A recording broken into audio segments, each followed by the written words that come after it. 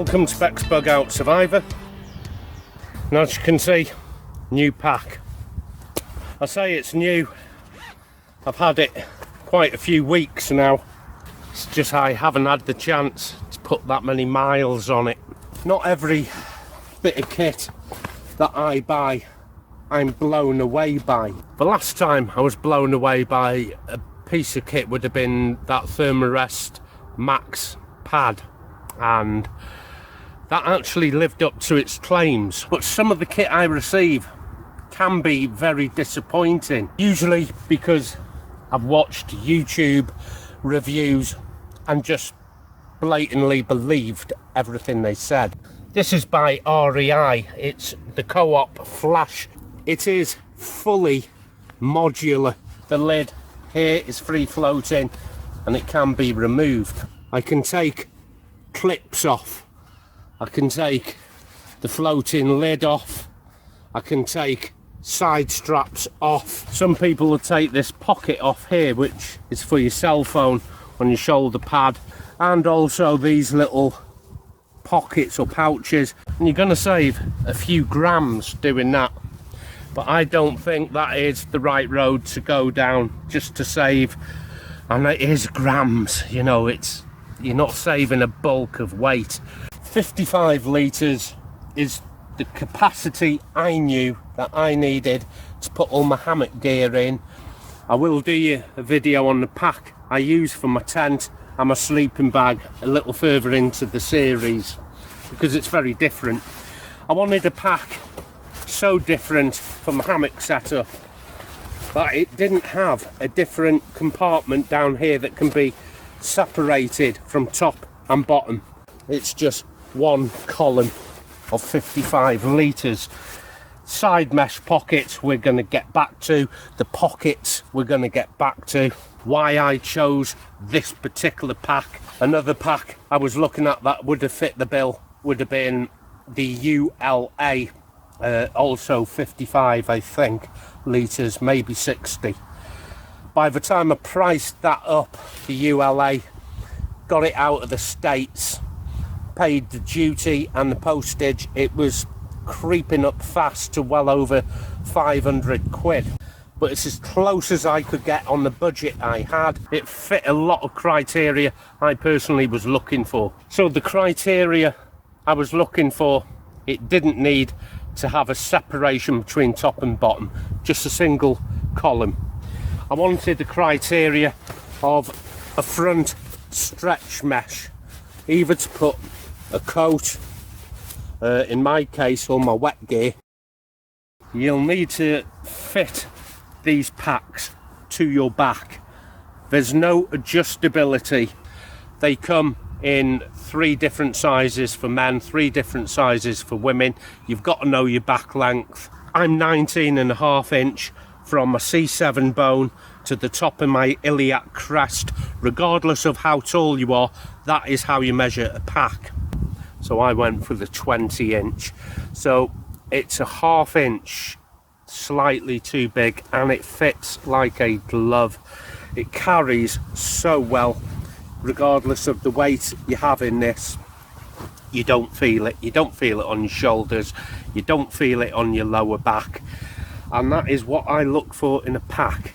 I've got to know the literage of the kit that's going into my pack, and I haven't got that much in literage, so I've got space to spare with this 55 litre. If you're one of them guys who you just have a bunch of stuff and it's got to come out with you each and every time, measure your stuff in litres, make sure that your 55 is going to be for you. I've got space to spare, and the only reason I can do that, have space to spare, is I don't overpack. I have shelter, insulation, in this case a change of clothing and a cook set. That's me done. Shelter, insulation, cook set. If you just think that all the time, you're going to reduce that pack weight down like you won't believe. You're going to reduce that so much that you'll need less literage. And then if I convert then from sleeping bag to my down quilt, even lighter, if I use the lighter weight hammocks, the lighter weight underquilts and things like that, this is ideal. And it would accommodate also a hyperlight tent, maybe something on trekking poles. Okay, let's have a look at this back frame here. What makes for a good ruck is having wide straps, and that is what I have here. It's on breathable mesh. What also makes for a good pack is the quality and density of the foam, and I have very good density. You may or may not see the black mesh over the yellow here, which acts like a trampoline. It's not as springy as my Osprey. There is a lot of airflow there. I've never sweated this pack up. A little pocket here, which is a rain shield for your cell phone. The packs come in two primary colours, a gold and this asphalt, which in UK tarmac. It's a great colour. I didn't fancy the gold, it was a bit showy, a bit stand out. This is how you toddle to get into this elasticated mesh here. I have my basher or my tarp, I have my pegs, anything that is generally wet. Also in there lower down is a raincoat. Anything that's wet and muddy I put into there. Some people claim this little fastening system comes undone. It's never come undone while I'm in motion, but it can come undone once I start emptying out the actual pack. It's deceivingly deceptive, this stretch mesh on the back of the pack, because it will stretch a hell of a lot. And I have had my ECW coat in there, which is Norwegian Special Forces cold weather coat, and it's bulky. It's not a down coat which will compress. It's a big synthetic coat, and I have opened up this stretch mesh and shoved my whole ECW coat into here.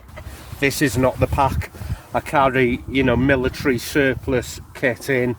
This is all lightweight gear that goes in here, but it's good to know that that is the kind of capacity this has. I'm going to open up the actual top lid.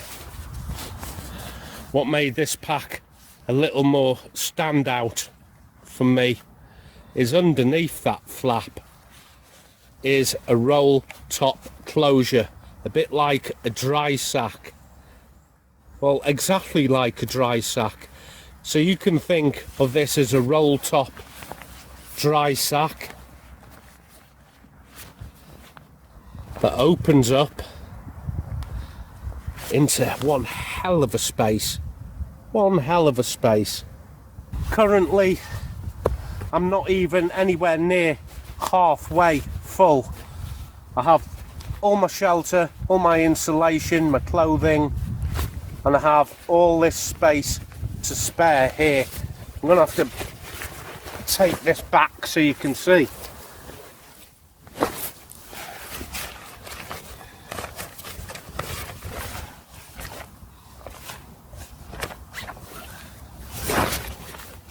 I can roll this back down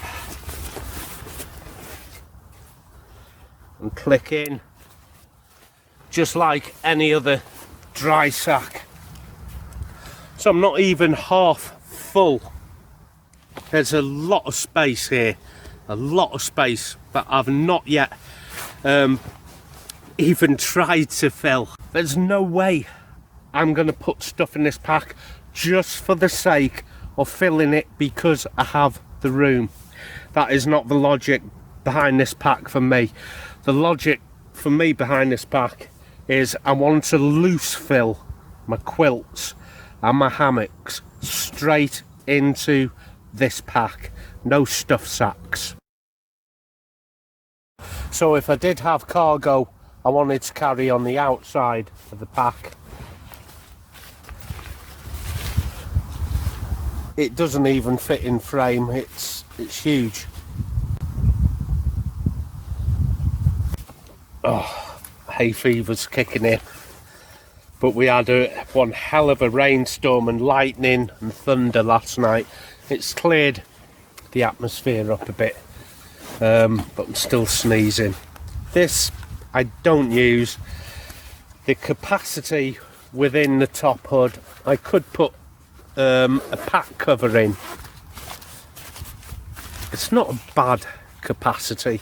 I could easily get a stove set and things like that in here if that's the way I wanted to go, and then I have access to a stove and some snacks and things like that. It's really designed for a pack cover. It is water resistant, but in my experience when I have had this wet, I've had no damp transference, just because it does really act like a dry bag in its own right. So now I just have what looks like a dry bag with shoulder pads and a hip pad. It's also fully modular on the sides, the bands to tighten and slim the pack down on your back. If you're not using them, take them off. If you have something to stow on the outside, such as tent pegs and poles, anything that you want upright but on the outside of the pack, keep them. So it can be removed so easily. Everything is on a lark's head, which makes it incredibly easy to take everything off. First I need to take this bit of webbing out of the tension bottle here. It does lock off, and when I want to remove it, it just comes undone. Again, it'll lock off here, just because of the way that end is stitched. So that is how it locks off. All I have to do is squeeze that bit of fabric and it all comes undone. Like I said, the lark's head is just a loop going through a loop. So everything is lark's head here. And there's one part of the clip with the loop. So this loop goes behind part of this system here, which is a sewn cord of daisy chain. You can see my finger behind it, and it runs all the way from the top of the pack to a good halfway down here. So I can choose any one of these if I wanted to reattach it somewhere else, either higher or lower, but in my case I'm going to take it off completely.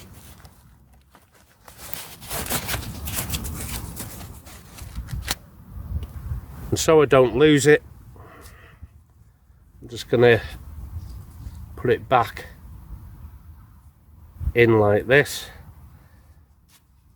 and stow that little strap that I'm not using somewhere else. So the kind of things I have is my rain tarp that I put in the front. It could go in the main body, but because I don't use stuff sacks or dry sacks for things like rain tarps, I allow it just to wet. There's my lightweight tent stakes, titanium. Just bag them up, even lighter. A rain jacket. But like I said, I don't bag my tarp up, so that is as good as it's going to get for me. I've taken one of them side straps off and I've put it across the front because it is completely modular. The one I've chosen is to put down here just to compress anything down the bottom I have. Because my first aid pack is on a small carabiner, I could actually remove the strap securing it, but I don't want to. one, it stops it flopping about as I'm hiking, and two, it displays my first aid pack visually to others that I have a first aid pack. If it's me that requires the first aid pack, and say I'm knocked unconscious, and somebody might not think to look inside my pack, but there, others can see it, and that's the reason why I'm keeping mine there. So I think I've taken off as much as I want to so far. If I were to want to reattach for any reason that strap, I'll try and do this in real time because I don't have to look at the camera doing it. It's on. Each of these would have held the lid down left and right, but one is male there, the other is female. So they're not both male, not both female. So instead of bringing the top lid into these, I can fasten into each other and tighten so it comes across the front of the pack. And again, another way to squash everything flat or to secure cargo onto the outside. They say it is water resistant rather than waterproof. I find it more than adequately waterproof. I think the only reason they're saying it's not waterproof is two holes, one on the left, one on the right, where your hydration tube would come out here. So you can choose left or right. And I think water might get in that in a rainstorm and wet your kit if you haven't got dry bags on the inside.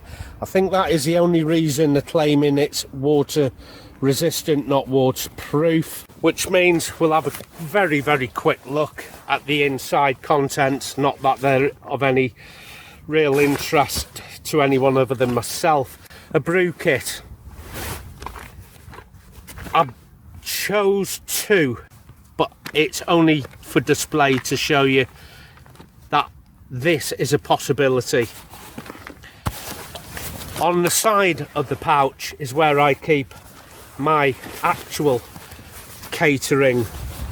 So below the first aid, just remove that for a second, reach inside, a very simple cook set. Got a titanium pot, a makeshift lid, a very small stove and a can of gas inside it. And this is a stretch mesh also, and it fits all the way down the bottom with room to spare. So I could actually put my first aid inside, but you wouldn't see it, neither would anyone else. So as a generalisation, I'd have my catering in one of them little stretch mesh side pockets, as well as a few hot and cold drinks, and my food I generally just keep in the pack itself. Again, I wouldn't actually use this for this particular pack. I just want to show you that I had no problem getting that into the side pocket there. There's no actual requirement for me to have my jet boil in the side pouch there. I just have it there for convenience and to demonstrate it has the capability to house it there. You can't really grasp the appreciation of just how much room there is in this pack. It's deceiving, 55 litres. You can't really judge for yourself. That there is all my insulation I need.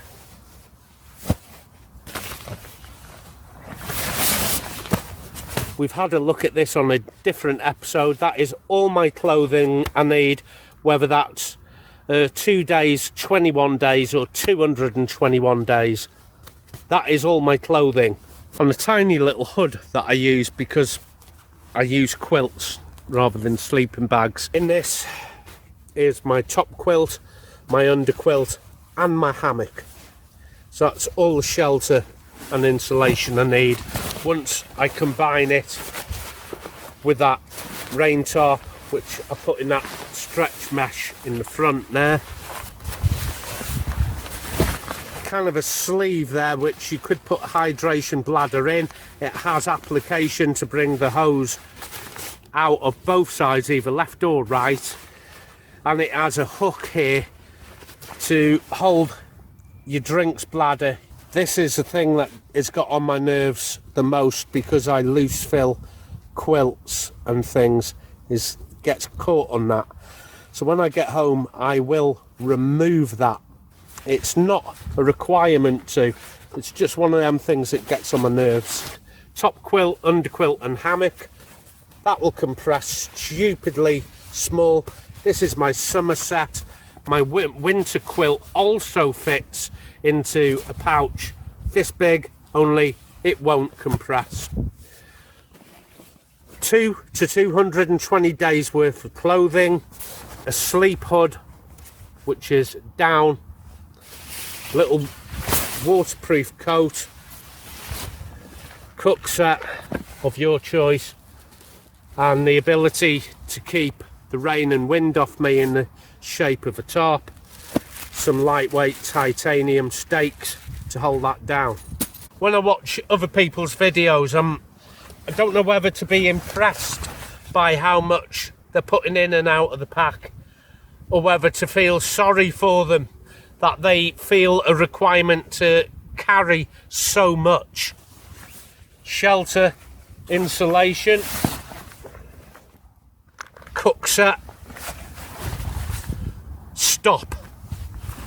I know people who'll do a through hike without bringing any clothing at all. They could spend 6 months in the shirt they wear, the shorts they wear, wash them out, put them back on. I don't like doing that. I do bring lightweight hiking clothes. But if I was a little more serious to do a long distance hike, perhaps I wouldn't have my clothing in.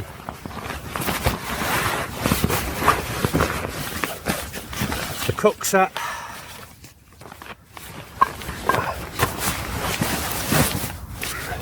pillow not required, it's out of another pack. Always carry my down hood, that's part of my insulation. Something to keep the wind and rain off. Lightweight 4x3 metre tarp goes over my hammock. If I wanted to take to the ground, I could put this in the ground configuration, but I'd sooner do that with a polyester tarp, and with a polyester tarp it increases weight and volume, so I wouldn't use this pack. The pack I would be more inclined to use with a polyester tarp would be my Osprey. All the extra room I have here is left to your imagination. I would certainly have a separate food bag where I'd stop off at a shop every maybe 2-3 days, buy the food I want, decant it into pouches and packets. I do have a massive capability to carry a lot of food. Because this is my lightweight pack, I also have the capability to carry a lot of dried foods in here, getting tinned food and rices and things like that. We just dehydrated everything, super light, and it doesn't have the same volume as wet food, and I could easily get 6 to 8 days of dried food into here. I just need the capability to rehydrate it. 1 litre bottles are great for this. Little smart water bottles, even better, 1 litre, one either side. There is a dedicated water bottle pouch. If you want a smaller bottle putting in, there is a pop stud. Click that into place. It decreases the diameter here to get a smaller bottle in. So this would be an ideal pack for very, very hot climates. Pet peeve with some people are the accessory pockets here to put a mobile phone. I like it. Pocket here which is fully waterproof, and this is on the hip, so you can put things like cigarette lighters, anything you want to keep dry. The other side is just a stretch mesh, again zippered. I haven't got anything in that. I've never put anything in these side pockets. It could be something I could take off. As I put the pack on, the hip belt is almost moulded. You can see how it flicks back onto my hips automatically. Click into place there and tighten it on the sides here. I do have the Osprey pack also, and the moulded hip is very, very tight. Feels like you're being bear hugged. It's not bear hugging me, but it does hug around. You know, it doesn't just flap about if you don't use it. So that is either going to be a plus or a negative in your opinion. I find this to be very, very adequate for how I'm using it. Just enjoy the sun a bit. Take this off. Retail $199 US. There was a discount on it, brought it down to $139, but that discount wasn't applicable for anyone in the UK, but I did get that discount. But I think I got it into the country. Put my glasses on here. So 156, including P&P. So that's not too bad. That's 156 UK pounds. That cost me, because I did get the deduction. So I got 156 and 32, 188 pounds. The fabric itself is 100 denier, which is adequate enough, I think. Any more durable than that is going to start increasing the weight. A lesser denier, I'm not going to get the quality, but they have upped the denier on the very, very bottom. This bit here that you place onto the ground there is 420 denier. If you're a quilter with a pad and a tarp, this would be brilliant. By the way, 2.1 pounds, 1.2 kilos. And like I said, you can strip off a few grams, taking the pouches and straps off and things like that. It depends if you think it's worth it. I don't think it's going to add a significant amount that's going to be noticeable. There is kit I have which is very expensive, and I can be bitterly disappointed with it. The kit where I don't expect too much from it, but I'm blown away by it. This is one of them occasions. Blown away. So the REI Flash has everything I look for. The price point was affordable for me. Otherwise I'd have been going to the ULA pack at nearly 500 quid to get it into the UK. That would have been my first choice actually, but this has done a fantastic job. Fully modular as well. Take straps off, put them on, move them, put them in a different place, lid on, lid off. Use the pockets, don't use the pockets, up to you. The water bottle pouches, you might not think is that big a deal or a bit of a gimmick. It's not. They belong there, water bottles. I've got two 2 litres, that would be 4 kilos if I was to put both of them on and fill them. I have got a pack, just an ordinary pack. There's a little bit of strap behind the hip belt and you tighten it onto your hip, and I put water there. It is the exact same location that little mesh net is at. It is well thought out, this pack. The pack is actually a cooperative project, and I've not been disappointed with the design either. I can't floor it anywhere other than the two little drinks bladder holes where water could get in. REI has a fantastic reputation as well. I'm pretty sure if there was anything wrong with your pack, you'd send it back and they'd send you out a replacement. It's a good company. I've not heard many people complain about the actual company, even if they have a complaint with the product. But it cost me too much to send this back. So for 153 quid and a few quid to get it into the country, it was an investment, but my Osprey too heavy just to put lightweight kit in. I keep my tents and my heavier gear into the Osprey 55. This is purely for hammocks and tarp camping. Oh, stiff as a board now, been sat too long. So again, the quality, absolutely fantastic. 100 and 420 denier. So it's a good balance between what is strong and what is light. The price point, I think, is fair, more than fair. I paid nearly 200 quid for my Osprey, so to put it into context there, I've got nothing negative to say about it, but I've only got minimal mileage on mine. I've got about nearly 200 miles on my Osprey, so that's what I'm doing today.